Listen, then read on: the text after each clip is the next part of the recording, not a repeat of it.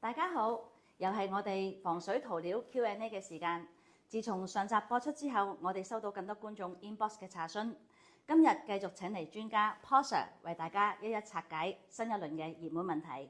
Paul Sir 啊，第一個問題就係油完 Cerakote Plus 之後，個面可唔可以俾人行嘅咧？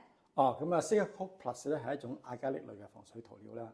咁我哋油咗 Cerakote Plus 之後，等佢乾咗，咁啊你喺上高咧間唔中可以行下人嘅。咁例如喺上高進行一啲淋花或者係曬衫嘅活動係冇問題嘅。不過咧，大家要注意啦。咁啊呢種材料咧，佢嘅耐磨度咧始終係有局限性。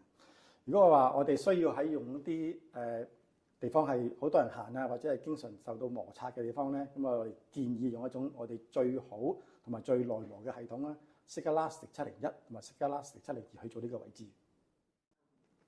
明白晒，咁即係視乎需要去揀適合嘅產品啦。第二個問題就係施工完成之後，我哋可以點樣去保養，令到佢更加耐用啲咧？最緊要咧就避免長期積水啦，同埋咧要注意啦，就唔好俾一啲尖銳嘅物品咧係拖刮防水膜嘅表面。有觀眾問，使用一段時間之後，個面層出現咗啲波波，係咪正常現象嚟㗎？出現波波其實係唔正常嘅現象嚟嘅。咁你出現波波咧，就代表我哋嘅基底咧，其實係養緊水嘅。咁啊，大量嘅水氣咧就無法咧就穿透個防水膜啦，咁啊積喺個底度咧就形成波波呢個情況。咁我哋遇到波波點做咧？咁啊，首先我哋要剷走個表面佢啦，就剷走嗰啲材料啦，然後曬緊個基底，乾咗之後咧，我哋重新喺表面上咧再做防水層。原來係咁，即係有波波就表示底層有問題需要處理啦。另外有觀眾留意到 ring tie 出現反白嘅情況，咁樣係咪正常嘅咧？呢個係正常嘅現象嚟嘅。咁啊 ring tie 咧其實係一種水基性嘅乳液啦。咁啊咧喺佢未乾之前咧，佢係白色嘅。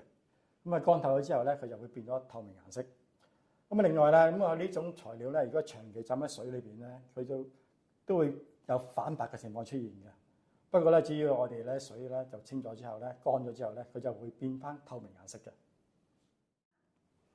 咁如果日後需要補油，咁係咪需要剷走舊一層再油過啊？同埋係咪需要油兩層咧？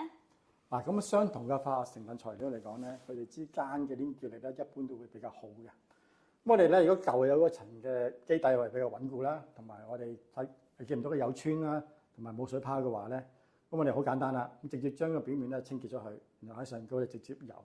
油嘅時候咧，我係油兩層嘅。咁啊，以確保佢厚度夠啦，同埋均勻就 OK 㗎啦。最後一個問題，做完防水之後要隔幾耐再補油啊？同埋正常使用嘅情況下，防水效果可以維持幾耐咧？我哋只要喺我哋嘅防水膜冇受損嘅情況之下咧，呢個產品咧佢一般都可以維持到比較長效嘅防水嘅性能嘅。咁你對於我哋嘅 ring tie 同埋 Cerakote Plus 嚟講咧，佢嘅翻油嘅次數咧 Cerakote Plus 係大概係3到5年啦 Cerakote ring tie 咧大概2到3年。不過要注意啦，我哋要定期檢查佢，睇下佢有冇損壞。如果有損壞咧，我哋即刻去維修佢，咁樣先可以保持到長效嘅防水效果。多謝晒 Paul Sir 咁詳細嘅解答同埋保養貼士，希望大家對 Cerakote Plus 同埋 ring tie 有更加深入嘅了解。如果大家仲有其他問題，歡迎隨時 inbox 我哋收集更加多嘅問題，就會好快同大家見面㗎啦。記得 comment、like、share 同埋訂閱我哋嘅頻道啦。拜拜。拜拜。